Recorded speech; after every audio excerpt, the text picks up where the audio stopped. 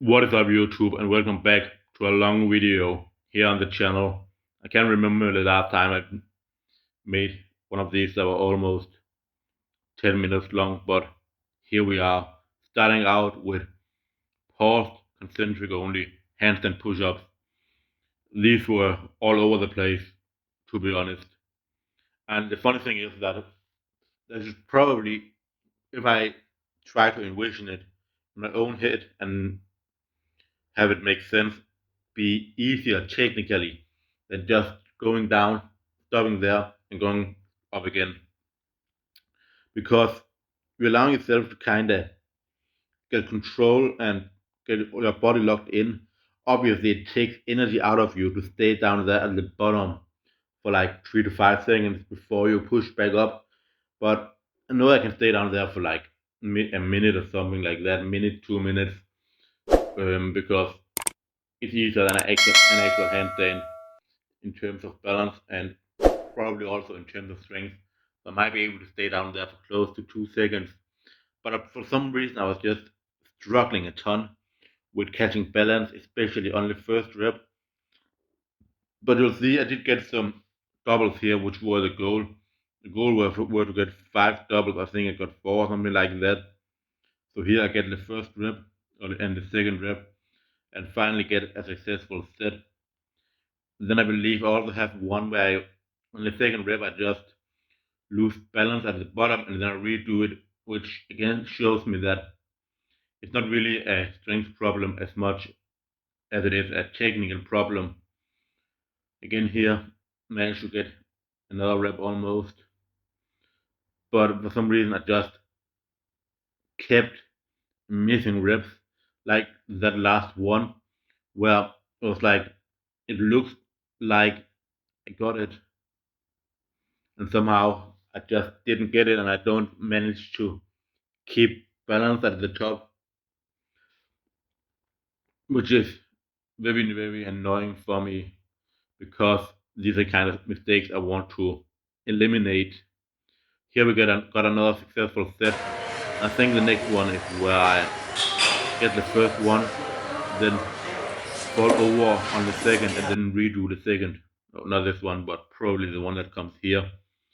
So you can see that the pauses are really long, but it shouldn't take much energy. You can also see how fucking fast I'm pushing up. Like, that's outrageous. Which again just shows that the strengths are very easily there. It's just about being able to control it when I push fast. Because actually, most of the times when I push fast, that is when I go and fail a rep.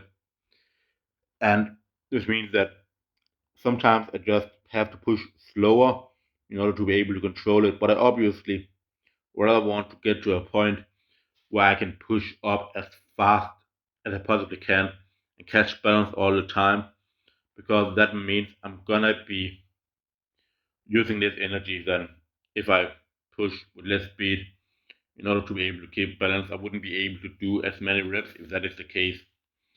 So mainly I think the problem is I'm only doing the handstand push-ups once a week, and it's simply not enough to get really, really good at them. If you want to get good at handstand related things, you probably need to be doing it at least 3 times a week.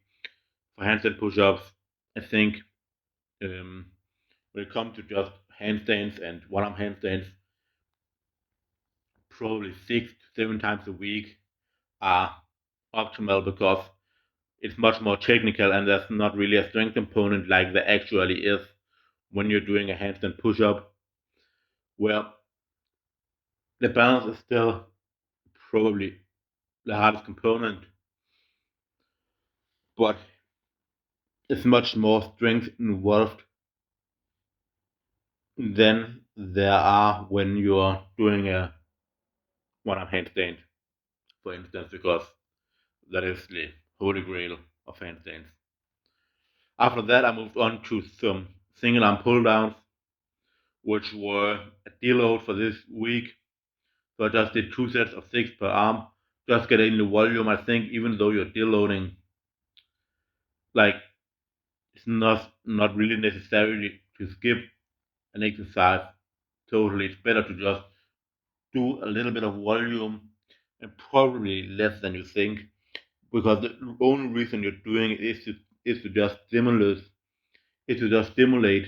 the muscle protein synthesis maybe a little bit, make sure you don't lose any strength and any muscle, and to keep the technique intact, and you can do that with very, very minimal volume. Now, the best thing of the training, in my opinion, was these Nordic curls, because there was a time where I was struggling to get 10 reps for just one set. So to go in and do three sets of nine, very unproblematic, were a huge, huge win. One of the things I have noticed is that I'm becoming a lot better at keeping the hips actually locked out, and it's basically just coming from the fact that I'm getting stronger. Like, I'm not maxing out constantly. I'm really focusing on good technique some weeks, and even though I went away from using the band, it has just kept on improving and improving and improving constantly. And now, because I'm almost at a point where I can do like 15 reps, maybe in the Nordic curl like 13, 14 reps, it gives me a lot more ability to keep a perfect form on the first reps. It's still not 100% perfect, and I believe it's gonna take a long time to get there. I don't know how many people are able to keep their hips fully locked out when doing Nordics, but especially with my size, it doesn't make it easier. But as I said, hopefully, and I really do believe that I will get to that point where it's gonna be perfect. It's just gonna take some time. After doing the Nordics, I did like 5 sets of 6 in the Dragon Flag, so a ton of volume. But I was like, I need to just push this more. I used to be one of these persons that were like, why the hell do I need to train abs? Like, I'm training abs with everything that I do. But when you think about it, like, when you're doing a squats, front squats, especially shoulder lifts,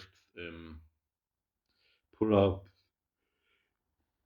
and so on, like, are you ever getting sore in your abs, getting a burn, that kind of stuff? And the answer is no. And that is the reason I decided to include ab specific work in my training, because I wanted to see, first of all, does it increase performance in any of my other lifts, which for me currently the answer is no. I haven't seen an improvement from anything from beginning to train my abs directly. And